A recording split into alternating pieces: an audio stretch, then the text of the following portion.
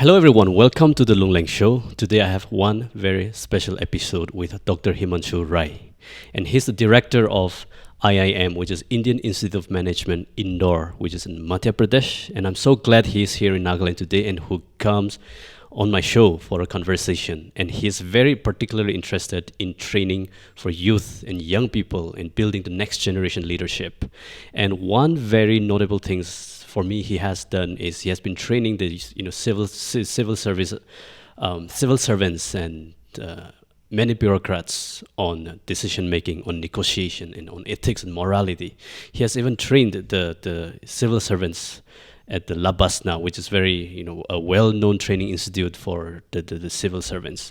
And I believe that it is going to be a very interesting conversation, as in a person who has a lot of experience in teaching young people on many issues, especially when it comes to negotiation, decision making, and most importantly also education and training and skills and so on.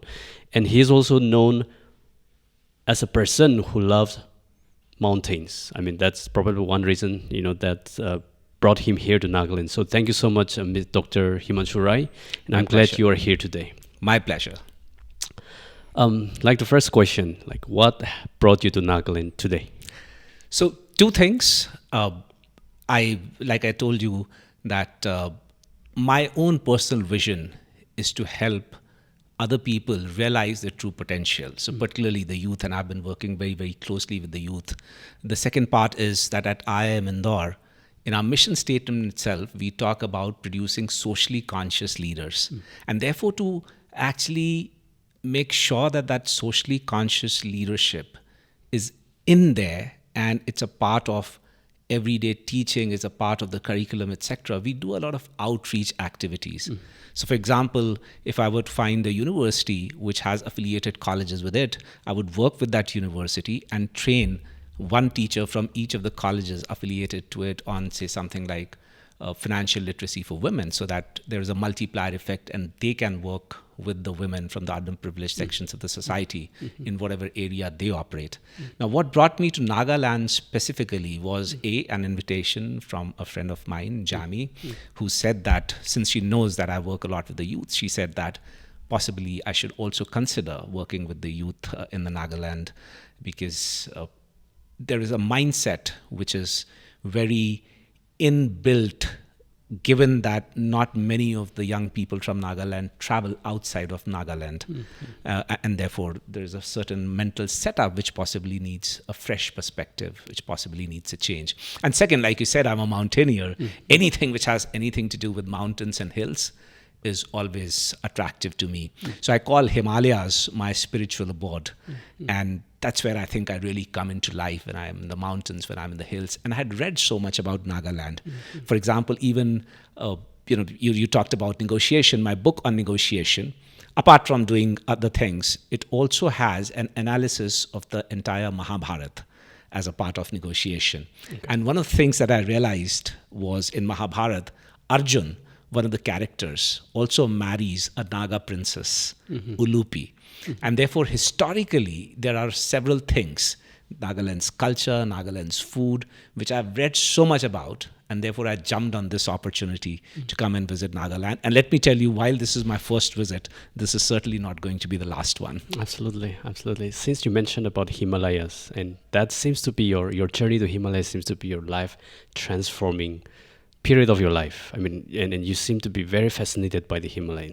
Can you shed a little bit story about your visit to Himalaya, the transformation that happened? Yeah, it's a very interesting story, because Himalayas really made a difference to my life. And before I tell you that story, allow me to tell you that every time I have to make a tough decision in my life, every time I think I'm not in the right state of mind, all I have to do is go to the Himalayas and I get my answers just through reflection and introspection. So Himalayas and I think we have some kind of connection. My name is Himanshu, so I keep telling people I'm a part of the Himalayas. That's what my name means. Now, coming to the Himalayas, it's very interesting because I had the very good fortune of being trained mountaineering by the best person I could imagine, Bachendri Pal, the first Indian woman to climb Mount Everest. Wow. So she's my mountaineering guru. And Himalayas happened to me after my engineering when I joined Tata Steel as a GT, a graduate trainee. It was a part of our training to do a trek in the Himalayas and to do a bit of a training.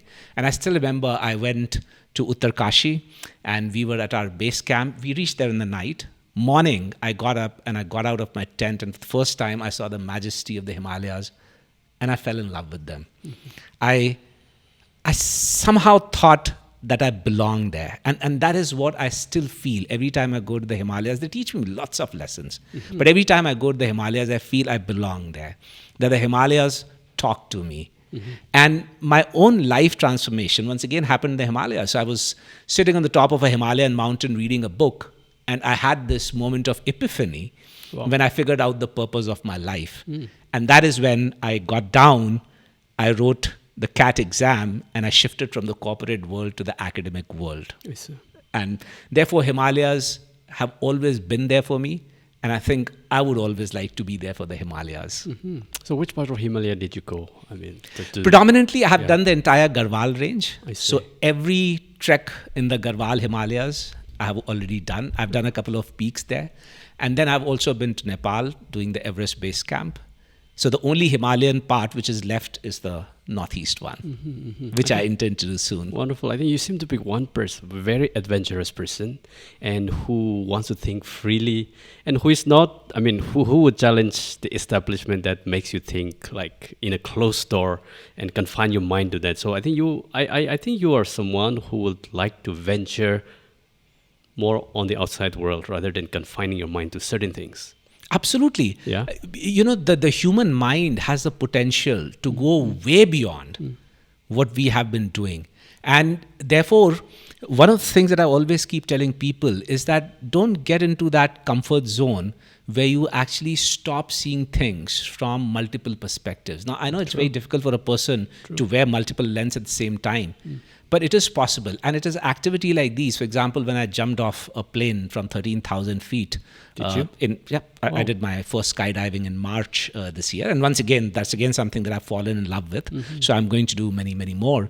And when you do the free fall for that 1 minute where you come from 13,000 feet to 3,000 feet, you really feel free. You really feel free. And it brings out another perspective. And I've always believed, so adventure is not just a passion for me. It's not just a sport for me. It's also a way for me to clear the cobwebs of my own mind. It's also a way for me to go beyond my fears, my internal fears. People ask me that, you really must not be afraid of heights. No, of course I am afraid of heights, like any other person. My knees still tremble when I am standing on the top of a mountain or when I'm rappelling down a mountain. But it doesn't stop me from doing it. And that's what I want to tell the youth, that take the first step. And that is something that I learned from Bachendri. Take the first step and you will find that things are not as difficult as you think they are. At IIM, you are the director of such a very prestigious and renowned institute in India and across the world as well, like you mentioned. It's one of the best known institutes in management across the globe. I want to understand what are the core things that Management Institute teaches to the students. Since I'm not a student of management, I have no idea about it at all. So very fundamentally, we teach how to make decisions. That's at the core of management education. And at the core of management education at IIM Indore is we teach them how to make responsible decisions. So decision making. So, the pedagogy, the essential pedagogy that IIM Indore follows is a case method, which means that there's a discussion on a business case or some case, but which obviously needs to have some kind of an implication for the world of business. So through the analysis of the cases are written in a way that the protagonist has reached a point. And from this point, the protagonist has to make a decision. That's where the case ends. And therefore, this case is then discussed with the students and we ask them, so what are you going to do if you were the protagonist? And then through the discussions, what students say. We don't give them an answer. We don't say that this is the right answer. This is what you should have done. But through the discussions, we help them in navigating the challenges that they would face if they were to be the protagonist. And then we also tell them that there are multiple ways in which these things can be dealt. And once in a while, we also tell them this is how you think in an ethical way. So ethics is at the core of every course, not at the program, but at every course at IIM Indore. So we make sure that whenever we tell them that this is a decision you could have made, we also tell them to think about the ethical implications of that decision. And that is how, through, say, areas of finance, marketing, OB, and organizational behavior and human resources, strategy, economics, humanities and social sciences, etc. We take them through all of these things so that they get a better handle on looking at an organization or a collective, and that collective could very well be their family. That collective could be a social organization. That collective could be a state or a country if they want to get into the realm of politics. How do you make decisions when you reach a point of inflection? That's what we essentially teach. Wow, that's beautiful. I mean, whatever field of studies or profession it may be, the core values that we need, let's say in our country or around the world, it's the decision making that will be based on some core values of ethics and morality. And now defining ethics and morality is also another huge topic to discuss. But before we jump into that, I want to know, suppose a student comes to your institute after clearing CAT or whatever eligibility criteria that they need to go through. Suppose they come in as a very raw student who has no idea about, who just has a knowledge to crack that exam. So once they get into that, can you take me through the difference, the different person that they becomes when they become when they graduate from the IIM? Absolutely. So one is obviously that they develop business acumen, which means that they become better decision makers. Second is that they become more sensitive.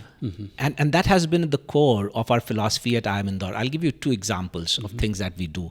So as a mandatory part of so the way MBA education works at IIM Indore is, and for that matter, most of the IIMs, is that the first year consists of what we call core courses, which means everyone has to take them. And the second year is basically electives.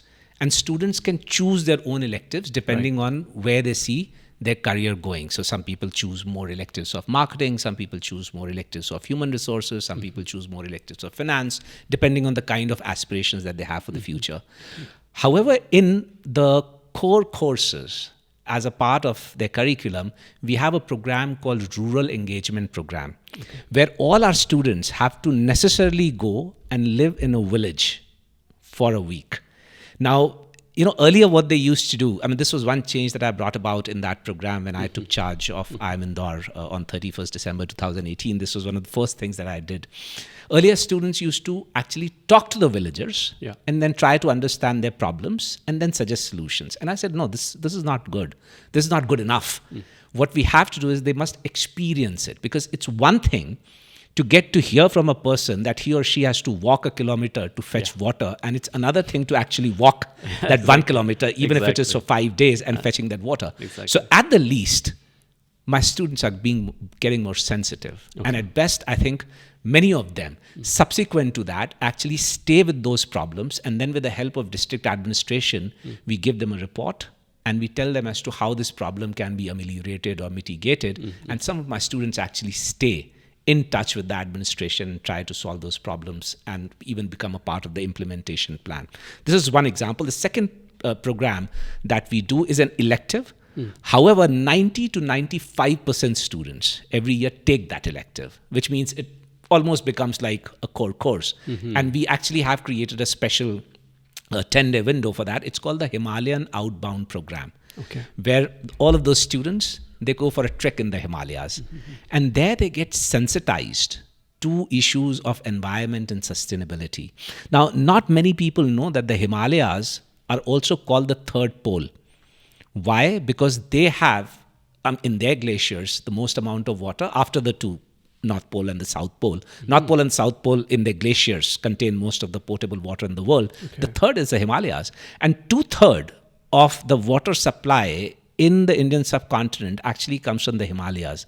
And therefore it is an extremely sensitive zone. It's also an extremely fragile zone. Now, I have been going to the Himalayas doing my treks, and I've seen how the Gomukh Glacier, which is the source of Gangotri and subsequently the Ganga River, how it has actually receded. So within my 30 years of trekking, I have seen it recede by almost 10 to 15 meters, which is not a very good thing. And therefore, what I have realized is that when students actually go to the Himalayas, just to give you an example, if you see a plastic bottle thrown on a road in a city, you might get irked, you might get annoyed, but it doesn't affect you much. But when you see a plastic bottle in the serenity of the Himalayas, let's say in Gaumukh, you feel physically repulsed. It is that kind of a reaction that you have because you're already in an environment where you understand how critical and important environmental issues are. So the students get that sense. And when they come back, I'm hoping that they're far more sensitive to the kind of challenges that people in the Himalayan regions, people in the hills, like Nagaland, what kind of challenges do they face? So I think, to answer, coming back to your question, they are certainly better decision makers. They're also, and I hope so, better human beings when they come out of IIM Indore. So there are a lot of areas they improve themselves on. I think that's very interesting because when it comes to management, I thought it's just the textbook knowledge that they had to go through internship with the MNCs and famous companies, big companies in India. I think I like the idea of having such values and philosophies of life to understand the importance of climate change, to understand the importance of living with the people in the rural areas. I think I like the idea that you infuse the idea of ethnographic kind of a involvement and participation with the villagers themselves. That's a great way to go.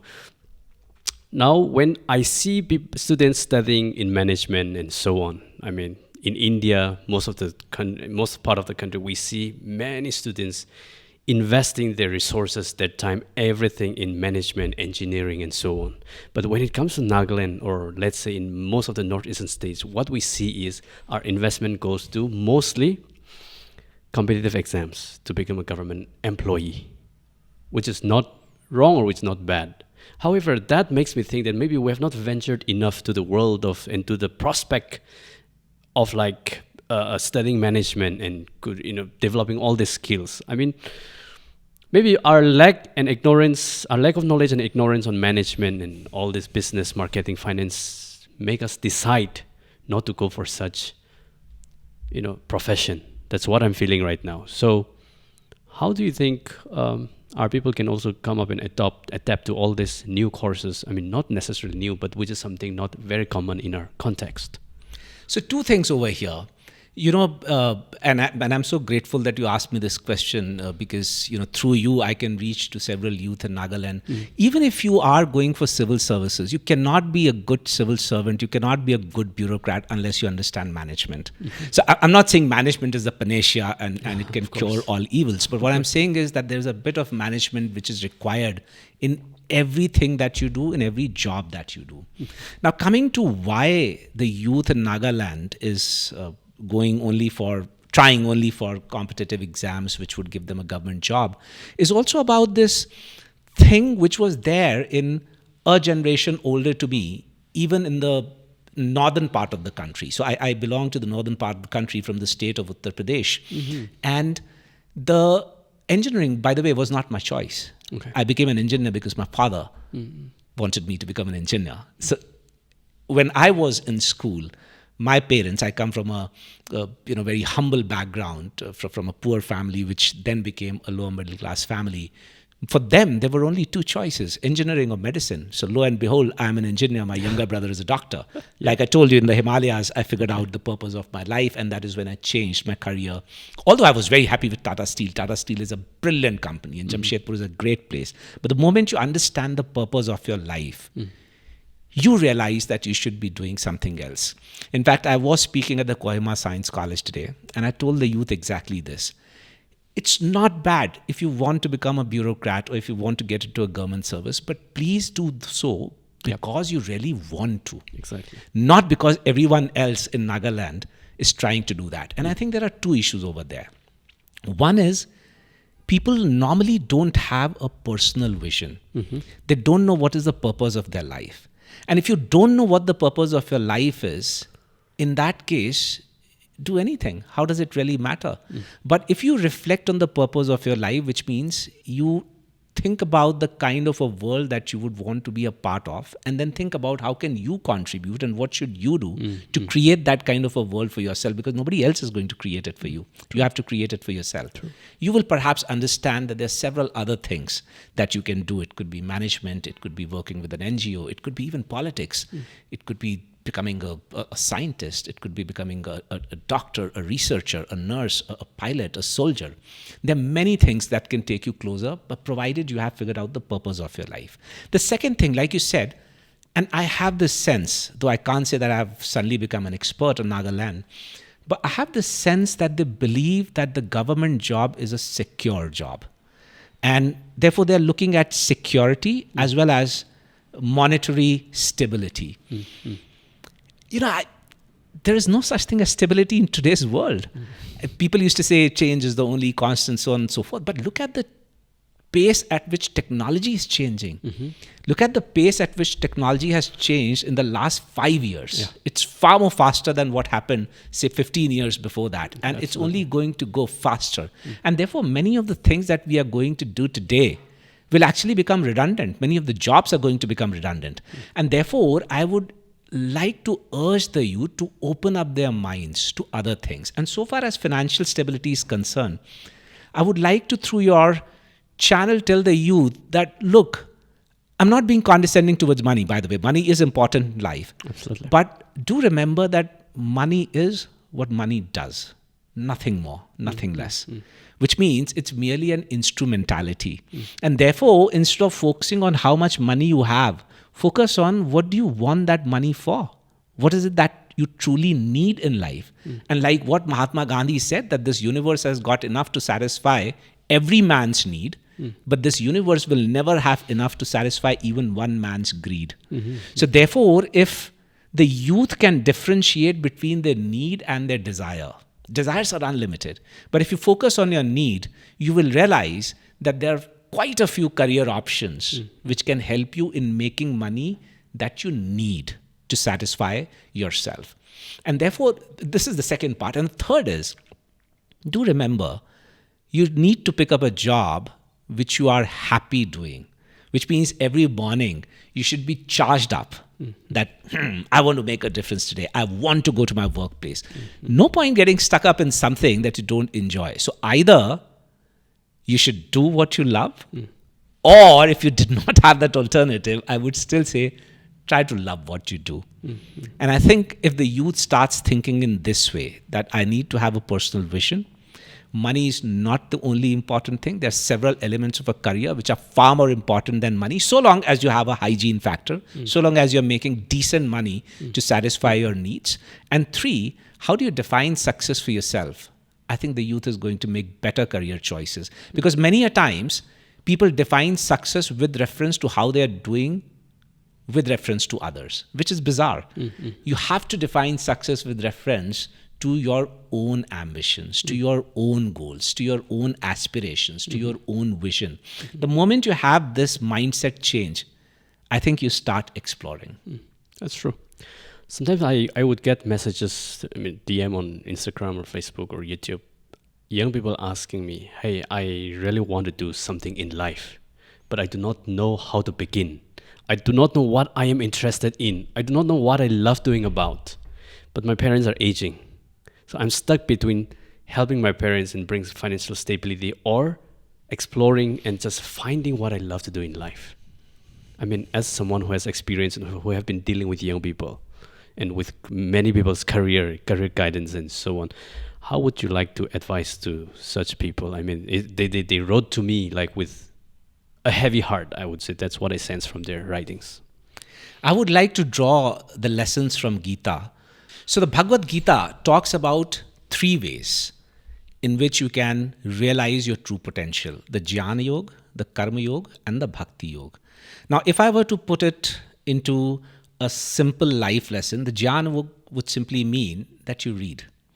You read a lot. I always keep telling people that a good leader is always a good reader.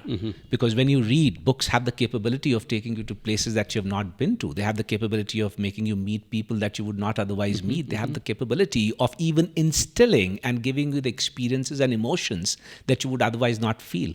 So the Gita says, Jnana Yoga, educate yourself, learn, read. So find out about different career options. Find out about what are the things that you can possibly do. What are the opportunities that are available. For example, I was talking to a young person today, and he wasn't aware that the government of India has started certain scholarships even for coaching.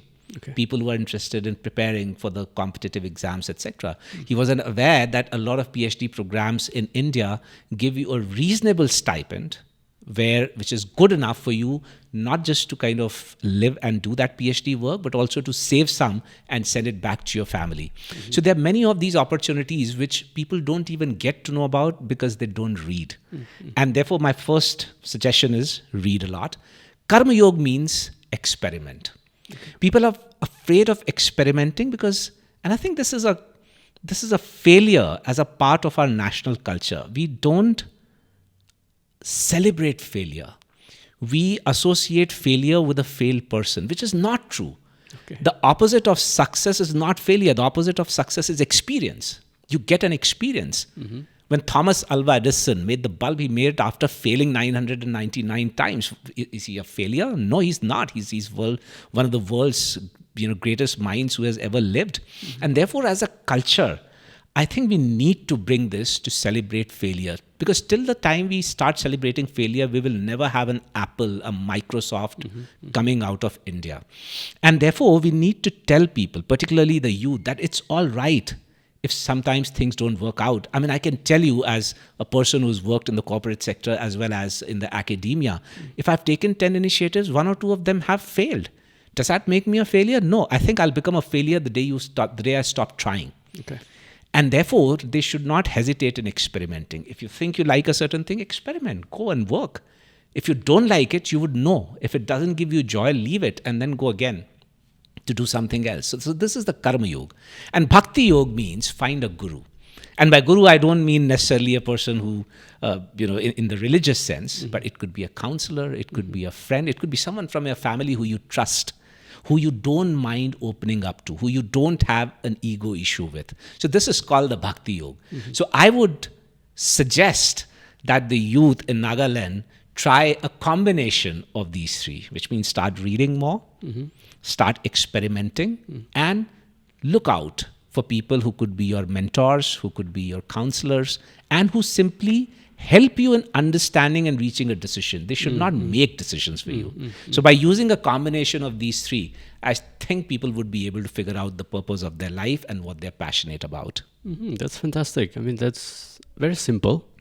But I think if we apply that, definitely it will help us understand what step you're going to take next. Thank you for that. Absolutely. Now, as a person who is in the academics, are you enjoying what you're doing? I love what I do. What's the most special thing about it? So the most special thing is because it is in line with my own personal vision, and that is to help others realize their true potential. As a head of an academic institution, being the director of IIM Indore, I can actually do things and bring about a difference. Just to give you a couple of examples. So our campus, our beautiful campus, it's a 193-acre campus, which is built on a hill. So just like the region over here, but it's not a hilly region, but it's a plateau, the Malwa Plateau, and Indore happens to be on the Malwa Plateau. But our campus is on a hill. And it used to be a piece of rock earlier. When I came in, I started greenifying it. And we have greenified it to such an extent, because I always believe in measuring things, that last year we harvested 12 tons of organic vegetables and 1 ton of herbs that we grow in the campus. And the idea is not to get into agriculture or something. The idea is to make the soil more fertile. We have taken steps to create beautiful gardens, which actually invite people to come and give them a space to introspect and to reflect. We are taking a lot of initiatives so far as sustainability is concerned. So we have now put solar rooftops, we are conserving water, we take care of the different birds, the flora and the fauna in the institution. We have more than 56 species of birds. We have 100 places in which we have kept bird feed and water for them. All our stray dogs are in a place called the dog shelter, and it's a group called Paws at Planet I, where not only do we take care of the stray dogs of the campus, but we also help them getting adopted. So 6 of our babies got adopted last year, including a tripod. And therefore, everything that I do at IIM Indore actually gives me personal joy. When I see my students, I don't get so much time to teach now, but I still continue to teach, half a course on negotiation. When I see them getting impacted, when I see them becoming more sensitive, when I see the community of IIM Indore coming together and engage, where they are trying to conserve nature, where they're trying to work with the environment, where they're trying to become one with the community, it gives me a lot of joy. And I've always maintained, even if I can change one person into a better human being, I think my job is done. And as the director of IIM Indore, I think I'm getting this wonderful opportunity to change multiple minds. Wonderful. I think it sounds more like a religious sanctuary, rather than an academic institute campus. I mean, I really appreciate it. It would be a wonderful place. I've seen in the picture about the campus, and it's covered, with trees and greeneries. That's beautiful. I mean, definitely would love to visit one day, maybe. Oh, the AQI of the campus. Yeah. Of the air inside the campus is Okay. half to 1/3 of the AQI outside the campus. So like I said, we measure everything. Wow. I mean, why did that happen? Is it because of the trees around? Absolutely, because of the trees. Oh, wonderful. Now, you have written a book about negotiation. And as a person myself, I would like to understand some core basic principles of a negotiation. Because everything comes down to how you explain yourself and how you negotiate. I mean, either it's a job interview, or either it's negotiating for a political issue, or it could be anything. The world is about negotiation. I mean, wherever you go.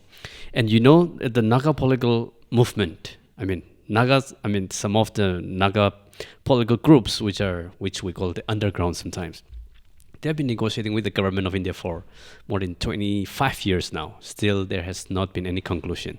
I mean, that's just showing you a typical example of the situation in Nagaland. So for a negotiation, from your perspective and someone who has done a lot of research on that, I want to understand what are some of the core strategies and the values that the person has to imbibe in order to become a great negotiator in life. I mean, wherever you go. I mean, I'm glad that you have asked me this question, because many people don't even understand that. They don't even realize, but they are negotiating. Even if you're trying to figure out what are you going to have for dinner, you are negotiating with the person who's cooking. Shall we have this or that? The negotiation has already begun. Absolutely. It has already begun. Yeah. And people don't realize that. So negotiation is at the core of human behavior. And why? Because conflict is at the core of human behavior. Yep. And when I say conflict, I don't mean simply differences among people. That's easy to understand. Conflict is also about differences within you. Because sometimes you have a conflict within you. There could be a conflict between your head and your heart. Absolutely. There could be a conflict between multiple alternatives. The Hamlet question, to be or not to be, to go or not to go, to wear a blue shirt or to wear a red shirt. These are all conflicts. I struggle too. Absolutely. Now, you can resolve a conflict by doing nothing and waiting that the conflict will blow away. You can resolve a conflict by using force. You can put a gun on somebody's head and try to resolve that. But the psychologically most matured way of resolving a conflict is negotiation. And which is what I say, that negotiation is not the only way to resolve the conflict, but negotiation is psychologically the most matured way of resolving a conflict. Okay. And if I have to define negotiation, it's a process of communication. Yeah. Whereby 2 or more parties come together and attempt to reach an agreement on one or more issues. I mean, even if you don't reach an agreement, it's still negotiation because it's about the process. Only in that case, it's a failed negotiation. Yep. Now, specifically coming to the things that you have asked to give you the mantras of a successful negotiation, since I'm also a practicing negotiator, I don't just teach, but I actually negotiate on behalf of organizations and individuals, and sometimes on very complex issues as well. There are 3-4 things which one needs to remember. Number 1, always separate people from the issues. What I mean by that is, don't make it personal. Keep the focus on the issue. The moment you point your finger at the person and say, you are bad or you are not doing the right thing, you have made it personal. And let me give you a very quick background. I'm sorry if I have become professorial. Conflicts are actually centered around three issues, only three issues. Any conflict in this world. Either they are centered around resources, or they are centered around processes, or they are centered around people. Low to medium level of conflict, which is centered around resources and processes, can actually be functional, it can lead to good consequences. Because if I say, you're doing this using process A, why don't you try process B? There could be a better idea that comes out of this conflict by the resolution of this conflict. But any conflict which is centered around people is always going to be dysfunctional. For example, if I say, hey, in your podcast, you put the camera angle at this way. Would you like to try it that way? Versus I say, you don't know how to do a podcast. Right. I'm 100% sure that you're likely to take the first statement more kindly than the other. Why? Absolutely. Yeah. Because in the second one, I have made it personal. So in any negotiation, don't make it personal. Focus on the issue. Even if the other person is making it personal, keep bringing it back to the issue at hand. Number one. Number two, and this is a result of my PhD thesis. My PhD is on negotiation. The apparent reason of a conflict is hardly ever the real reason of a conflict. To figure out the real reason of a conflict, you will need to dig deeper and look into the past as well. For example, if I ask you, recall the last time you lost your temper on someone, and then tell me, was that the real reason? Chances are that things were building up, and that simply happened to be the last straw on the camel's back. That simply was the trigger. But things were building up.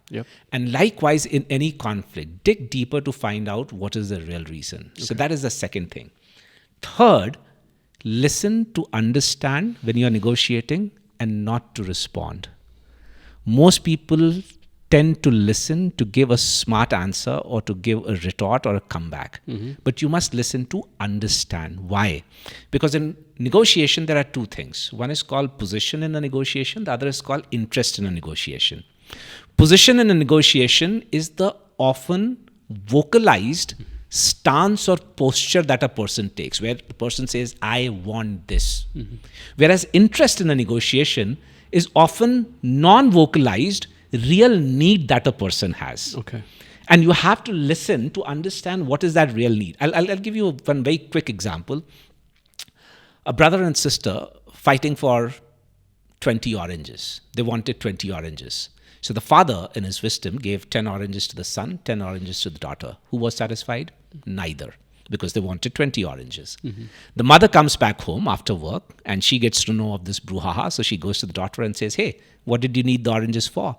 The daughter says, Mom, I was trying to make some pickle, so I need the oranges for their peel. Then she goes to the son and says, hey, what did you need the oranges for? Son said, Mom, I was trying to make some jam, so I need the oranges for their pulp. So what did the mother do?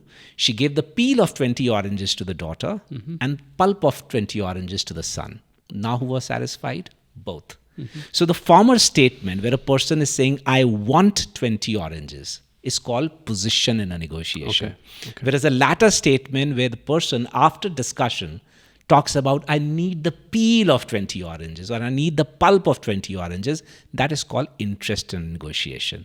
And therefore, focus on interests of the other party. Try to find out what is their real interest. Try to also introspect and see what is your real interest in a negotiation. Because sometimes we miss the woods for the trees. We completely neglect and ignore the big picture, the larger purpose behind a negotiation. So if you get to that point, and I can talk about this as well. So even this between the groups over here and between the government or the administration, I think one of the challenges is, have we tried to address and figure out the real interest of both the parties? And I think if we dig deeper and try to find that out, things would be much more easier and perhaps more positive. I mean, that's a wonderful way of looking at things. Sometimes we do not realize the position of a person. I mean, the interest of a person. We just go by the position. Absolutely. And we react to that position. Exactly. And then we make it personal to make matters worse. And that messes up the whole process of the negotiation. Absolutely. I mean, that happens a lot. I mean, in northeastern states, northeastern region is made up of different and diverse group of ethnic groups, and there's a problem of conflict everywhere nowadays. Like you have heard about the Manipur issue. That's probably a conflict like when it comes to people relationship, community to community relationship. And I think now I can infer to that issue as a position negotiation rather than interest negotiation. Absolutely. I mean, that's You've hit the nail right on the head. Absolutely. that's- Those are positions. They're not real interests. right. That's a wonderful way of looking at it. But when you start talking about interest, trying to understand what the other person is trying to say to me, I mean, if I start listening, the problem begins from my assumption of, from my just speculation that if I start acting like the person who tries to understand the other person, then I might become the victim, or I might become like the person who is more vulnerable, who is not able to stand against my enemy or my opposition. So I think the conflict happens because they both try to show power to each other. The more you try to understand the other person, the one who tries to understand will become the one victim or the vulnerable. So vulnerability also plays some role here, or how do you look at it? It does play a role. And let's not forget Mahatma Gandhi. When Mahatma Gandhi talked about non-violence, some people thought it's cowardice. But if you look deeper into non-violence, it takes immense courage to be non-violent. It's easy to slap a person back if the person has abused you. It's very, very difficult to control your anger, to control your emotions, and then respond to the person, which is not necessarily a slap, which is not necessarily a physical violence, a form of physical violence. And therefore, I don't think listening to understand the other person makes people vulnerable. I think once again, it's a problem of a mindset. We believe that we will become vulnerable. We believe that it'll show us as the weaker of the two parties. Exactly. And many a times we also get carried away by the fact that, for example, you mentioned enemy. We do not differentiate between opponents and adversaries.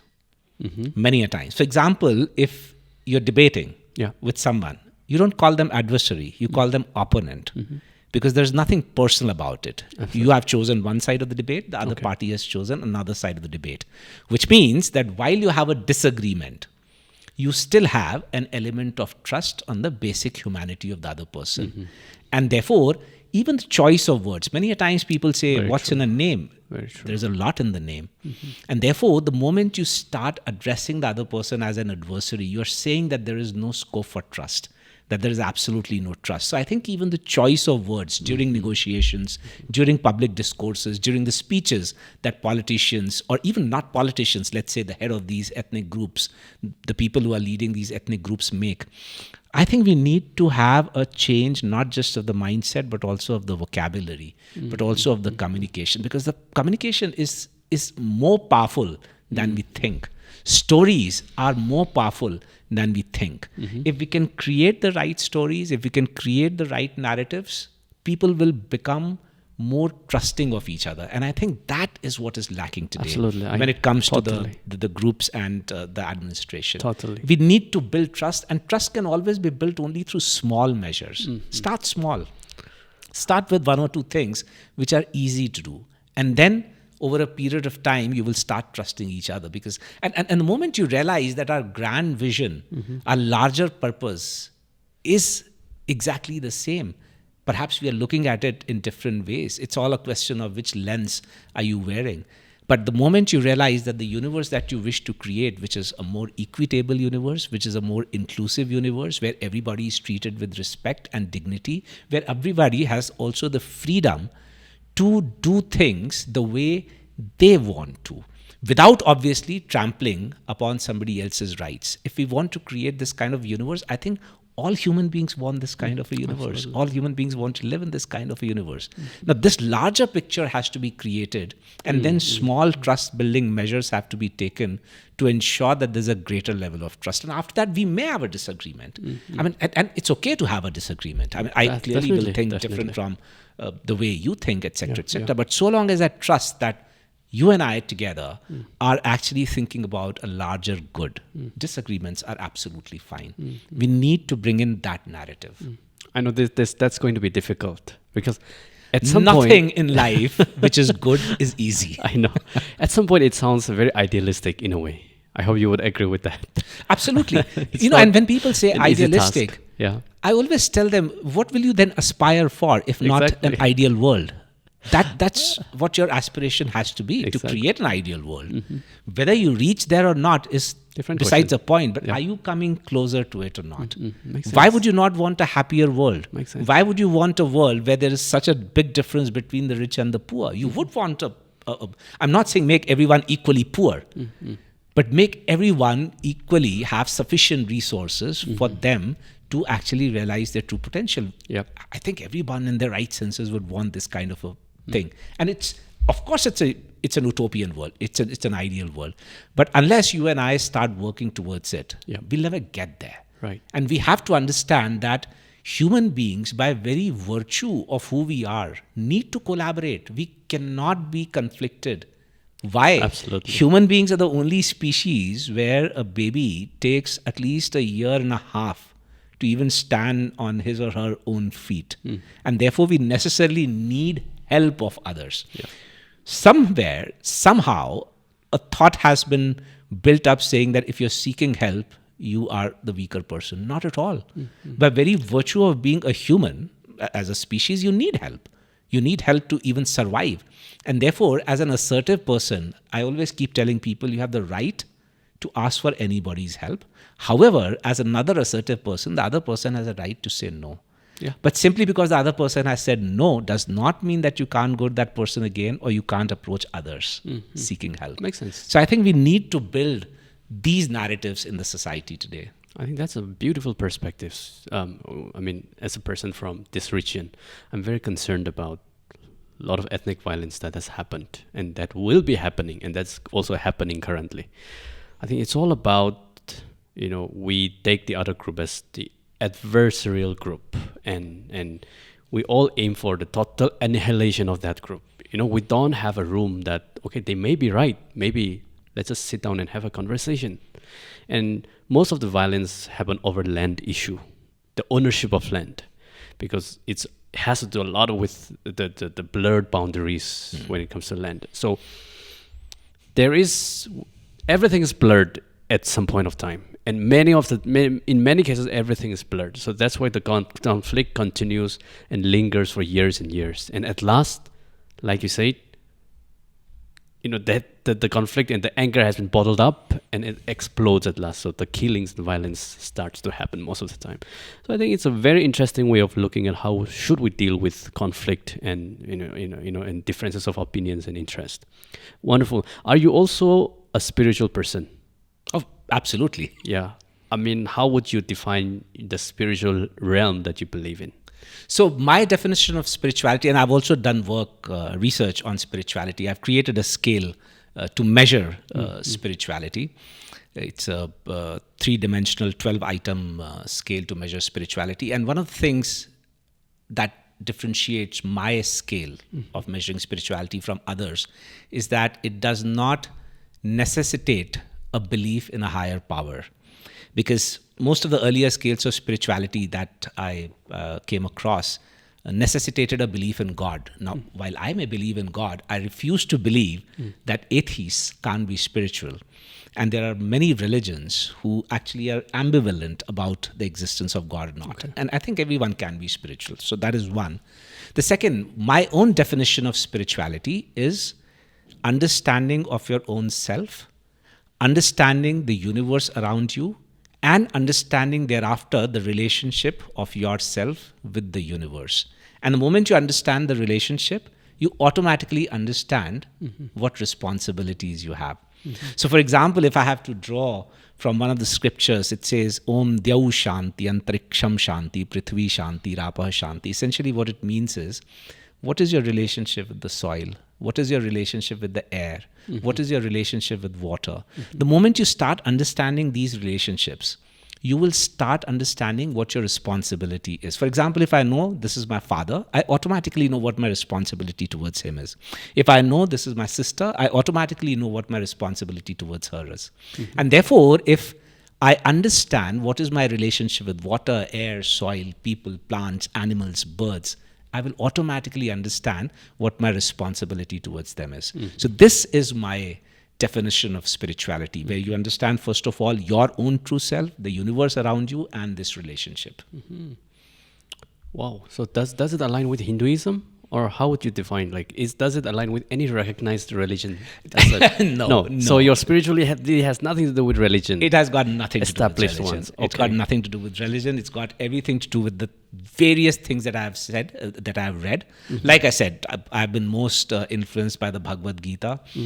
I've been most influenced by the ancient Indian scriptures, and I've read just about every scripture from every religion, and therefore, the viewpoint that I have is something which I would say more universal. Interesting.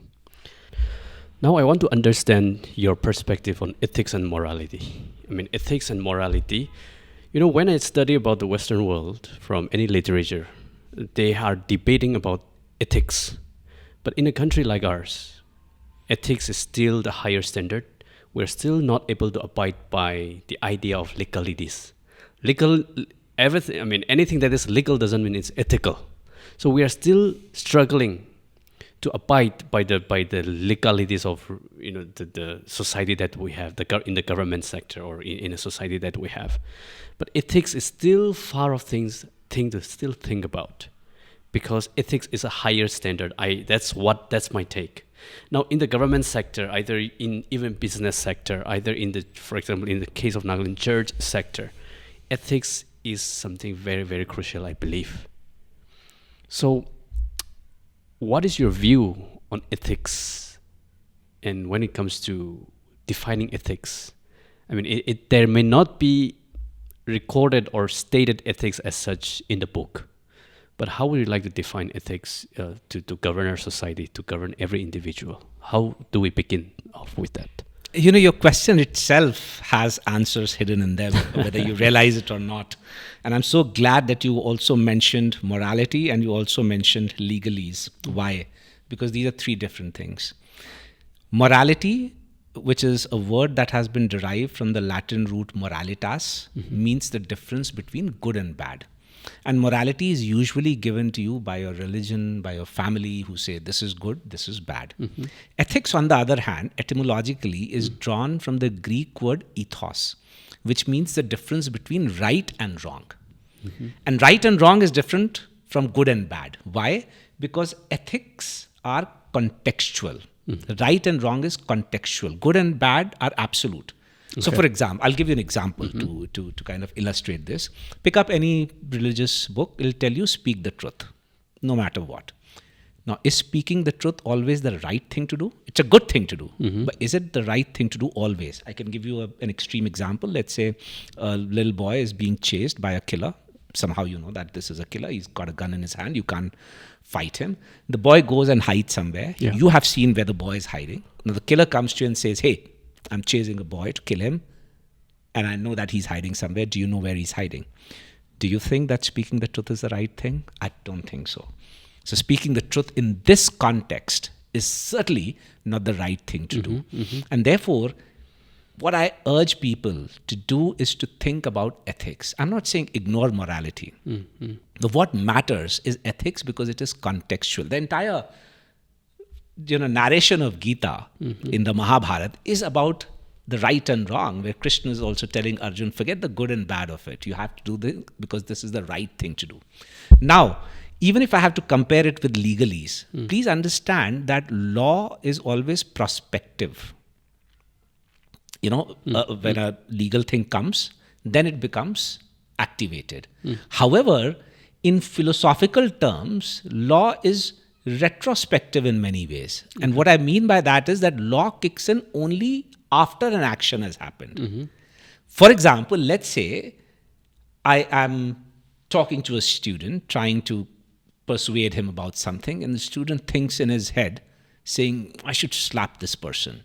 He's talking too much. I can't take him to the court of law and say, hey, this person is thinking about slapping me. The court of law will tell me, hang on, let him slap you. Then you come to us.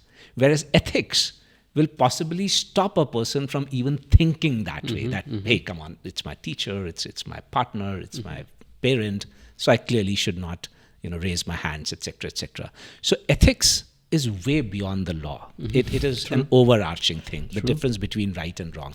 Now, how do you decide what is an ethical thing to do? What is the right thing to do? There have been multiple philosophies. The Western philosophy has deliberated between two dominant philosophies. One is called the consequentialism, which says that the consequences of your actions define whether the action is a right action or not. And within consequentialism, this was a theory which was given by Jeremy Bentham and later by John Stuart Mill. Within consequentialism, you have utilitarianism, which talks about greatest good for greatest numbers. And this is the philosophy that most countries and their legal systems follow. Greatest good for greatest numbers. However, there's a problem with it. And the problem is that greatest good for greatest numbers can actually turn into majoritarianism, where minority rights are completely trampled upon. But just to give you an example, let's say there are 20 of us and 19 of us decide that, hey, this man is looking very delicious, let's chop him into pieces and eat him. Now, utilitarian philosophy would say, great, because it's giving happiness to 19 people. And the sadness of that one person who gets chopped really doesn't make a difference. This is problematic. The other competing philosophy of the right thing or ethical philosophy was deontologicalism, which was given by Immanuel Kant, who said that it's not the consequences which are important, but it is the intention which is important. So a thing done with a good intention, even if it leads to bad consequences, he considers as the right thing to do, the right thing to do. Now, that's again a problem because like they say, the road to hell is often paved with very good intentions. And therefore, I dug deeper to find out, can I get some other philosophy which sits well? And therefore, from the Upanishads, when I delved into them, I found another philosophy which talks about a very simple yardstick. And it says fear, shame, doubt. Use these three yardsticks. If you feel any of these three before performing an action, it's a wrong action. But if you don't feel any of these three, then it is the right action. So what I tell people is, well, here are these three theories. Pick up any of them. Our problem is that we first perform an action and then we look for an appropriate theory to justify and rationalize our action. And my request to everyone is, figure out whatever it is that you believe in, but make sure that you're consistent then with whatever ethical yardstick that you have chosen for yourself. And I'm giving three choices. I never say this is better than this, that is better than that, so on and so forth. Pick up anything, stay true. Your point is listen to yourself. Absolutely. Listen to the voice of conscience. And conscience is something that will take you away from anything that is fearful, embarrassing, or doubtful. And conscience, again, needs to be developed. A lot of people think that you're born with a conscience. Conscience needs to be developed. And it needs to be developed through introspection and reflection. And experience. And involves experience. Absolutely. The Three Idiots movie we all know about, we all have watched it.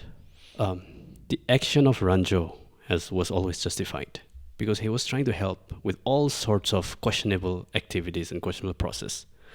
I think that's how the means, the end justifies the means. And some people Kant will believe the means justifies the end, like Immanuel Kant, that which you mentioned. Right. But others will say that the end justifies the means. As long as it's a good goal, like the Three Idiots movie, then whatever process, whatever strategies you have used doesn't matter. Because the goal that we have, the end that we have is justified. It's a good goal. It's the right goal. I think both have a problem from my understanding. Absolutely. Both have a problem. Now the problem is, how do we resolve this? And I believe the means and the end have to be both justified, have to be the right thing to do. That's what I'm thinking right now. Absolutely. And also just to add on the definition of ethics and morality or legality, I think I also try to reflect the teachings of Christ. I follow the teaching of Christ as my spiritual, let's say, inspiration. Adultery in the Old Testament, adultery was like the 10 Commandments says, do not commit adultery. But when Christ came, he said, do not even think about adultery in your mind. Do not, if you lust upon any woman when you see a woman, that's adultery. But now the consequentialism was followed in the Old Testament. Ten Commandments saying that if you commit adultery, then there will be consequence. But Christ teaching like literally lifted the standard. So I mean, it's fascinating, and I think what you're saying also somehow aligning to what I've been believing, the higher level of ethics. You're absolutely right. I mean, and that's how we need to think about ethics. And we don't even have to go far. Gandhi was the one who believed that even the means have to be right, and which is why he talks about non-violence, which is why he talks about satyagraha. Now, many people scoffed at Gandhi. Many people still continue to scoff at Gandhi and believe that possibly he was the reason of this and that and so on and so forth. But let's understand the context of that particular time. Here was a person who was willing to stand up to people. Here was a person who, in his speech in 1907 in South Africa, said, in this cause, I am also willing to die, but there is no cause for which I am willing to kill. And that's a powerful statement. And later, subsequently, when Gandhi was being interviewed once by, I think, a BBC reporter, and she said, so what's your message to the world? Gandhi said, my life is my message. He didn't need to give a message. He says, look at me. That's my message. What I have believed in, what I have acted on. And therefore, you're very right. Because we tend to talk about doing the right things in terms of matching our actions with words. But like you said, Christ is not just talking about matching words with action. Christ is talking about mansa vacha karmana. He's saying, say what you mean. Okay. And do what you say, which means align your thoughts, words, and actions. All of them should be in consonance. All of them should be with the same spirit. So if you're thinking something but saying something else, even that is wrong. The politicians. Well, I wouldn't want to put all of them under one sweeping this thing, but a lot of people, obviously, and you see, it is difficult to do what you say, but it is very difficult to say what you're actually thinking. Yeah. And to align them, and to make sure that whatever you're thinking is also good, and therefore what you say is also good.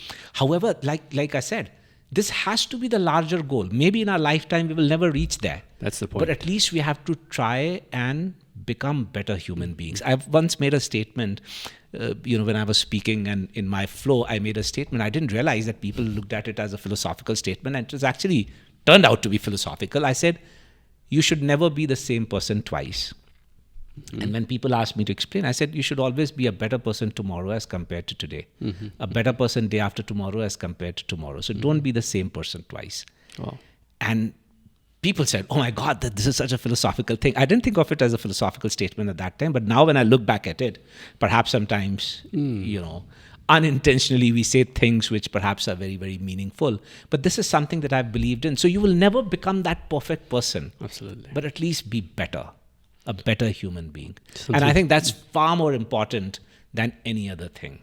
Something to aim for. I mean, absolutely. Those are the ideals but don't you think we are moving backwards instead of getting better tomorrow? Aren't we getting worse tomorrow and the day after? I mean, when you look around our situation, I'm trying to be pessimistic here. I mean, those days it used to be, loving with each other. Conflict, violence used to be, lesser. Corruption used to be lesser. Don't you think we're becoming more worse than before? I mean, despite the beauty of all teachings and ideals. What I believe in is, I normally don't get into a value judgment of, good and bad and worse or better. We are different. Every generation has had its own challenges. So, for example, when parents today say, oh, my child stays on the mobile phone all the time, in my time, we wouldn't have done that. I don't know. Because in their time, they didn't have mobile phones. If they had mobile phones, perhaps even they would have stayed with it, as much as today's generation does. So the whole point is, we are different. The world is changing. You are right. We have more gadgets of communication, but we have less communication. Though we have more gadgets and more instruments and more equipment, we seem to be focusing more on our differences rather than figuring out that human beings have far more similarities than they have differences. I mean, look at the way our body functions. All of us have by and large, of course, some people have their own challenges in life, but we have similar kind of organs. Cut a person and you'll see exactly the same thing, irrespective of the color of your skin, the religion that you profess or pursue, the caste that comes with you. The key is, where are people seeking their identity? Now, over a period of time, people have sought identity from different sources. Sometimes they've sought it from religion, sometimes they've sought it from a language, sometimes they've sought it from their caste, sometimes they've sought it from the class, sometimes they've sought it from the color of their skin. And then there are value judgments around that. This is good, this is bad, this is progressive, this is regressive, so on and so forth. For example, if I pick up the moral yardsticks and I start measuring the actions of my grandparents and great-grandparents, all of them would probably be criminals. My own parents' marriage is illegal because they got married at such a young age. Nagas, we used to be headhunters. Yeah. It's not correct to use modern yardsticks to measure the morality or ethical decision making of people in the past. We should refrain from getting there. And we will constantly change, we will constantly evolve. And I think the reason why we have more skirmishes, one is that people right now are feeling slightly not rooted. And that is because of global mobility. So it's not just a problem of the Northeast or of India, but it's a problem all around the world with immigration happening in multiple countries. People think of it as a challenge to their culture. They think of it as a challenge to their identity. They think that their identity might get diluted. So first of all, we have to address that we have to survive as a species. We have to survive as a planet. The moment we start taking the discourse to a higher level, some of these issues are likely to disappear. It's going to be an arduous task because, like you said, there is so much of negativity, and social media, with the proliferation of social media. One of the things that I'm often asked is, you're so active on social media, but you never write anything negative. Don't you ever get angry? And I'm like, there is so much of negativity on the social media that I cannot contribute to it. There's already a lot of it. And therefore, I always write positive things. I always try to find the silver lining, no matter how dark the cloud is. So even if I had to talk about COVID, I would talk about how could COVID be turned into an opportunity. And what good did it do? Because the bad things we already know, we have already experienced, and there are tons of people writing about it. So I think we need a multiplier effect. So what you are doing, for example, with your podcast, that you're trying to bring in a positivity, you're trying to connect the youth in Nagaland and of the Northeast. I think we need many more such podcasts. I need many more of you. I think we need many more of people like me and you and some others that we have around us who are thinking about larger issues, who are trying to connect. And like I said, even if we can influence one or two people in our lifetime, I think we are going to make a difference to the world. And specifically on this particular issue where you have religion, politics, identities, land coming together. The vice provost of Denver, University of Denver, was speaking recently at IIM Indore, and he narrated a very interesting incident about Carl Sagan. So Carl Sagan, the Voyager was crossing a few planets and was on its own. Carl Sagan requested the people in NASA to try and turn the Voyager in its journey and click a picture of Earth, which they managed to do. And then when the picture came, it was, in the rays of the sun, there was this tiny blue dot, which later was ascertained was the sun. And Carl Sagan then made this statement, a philosophical statement, saying, this is what we are. That tiny dot of a sun in this vast universe. Now, I was talking to the people in Kohima Science College today, and I told them, we think we are the center of the universe. I think I'm the center of my institution. Likewise, a community thinks we are the center of this particular landmass. Ultimately, where are you? You're a part of Earth. Where is Earth? of the billions of galaxies, there is one galaxy called the Milky Way. You're not even in the center of that. That Milky Way has a tail. You're not even at the center of that tail. On one extreme edge of the tail, you have this solar system of which you're a speck. And therefore, we take ourselves too seriously. Instead of thinking about a larger good, about the good of the planet and the good about humanity as a whole. So I think the more conversations we have, the world will become a better place. Whether it's becoming worse or better today, I really don't know. It is becoming different. It's not something that we are used to, and which is why we also get angry. When I look around, one thing I know for sure is that people today are angrier than what they used to be, say, 20 years back or 30 years back. That's true. They are angrier. And therefore, we need people who can actually bring those tempers down. And it's pertinent that people who have really educated themselves. I don't consider literacy as education. Those are two completely different things. Wisdom, knowledge can be proprietary. Wisdom is not. We learn from nature. We learn from things. I mean, I practice and teach yoga. The asanas we have learned from animals. We have learned from inanimate objects. You have parvatasana, vrikshasana, etc., etc. So what we need is an open heart and an open mind.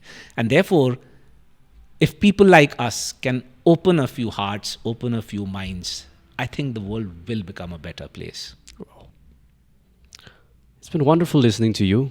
I think all the messages and values that you are talking about, it's integrated into the IIM indoor courses and the campus teachings. I think that's integral part of the campus, I believe. I surely hope so. I wish we could talk longer. However, we have talked long enough and very long. And I must say that the questions that you asked were the reason why I spoke so much, because those were very pertinent questions. You really touched the right chords. You were asking the right questions, and I find that you were asking questions with a genuine sensitivity and your love for the people who listen to you, the people of your region, the place that you belong to. And I think we need many more like you. Thank you so much for that. I mean, this is just a platform to build narrative and have a discourse on many issues. Like you said, whatever we speak here, it's at the end of the day, it's the individual, whether they want to choose this way or whether they want to reject. But there is a need for a conversation like this. And the more we communicate and converse with each other, our differences gets narrowed down as we communicate. Absolutely. Right. Absolutely. I believe that's a basic fundamental principle for human relationship. Like having a communication, having a conversation. Without that, I believe nothing's we become more different and different each day. True that. So thank you so much, and it's a privilege and it's a big honor for me to have you on my show.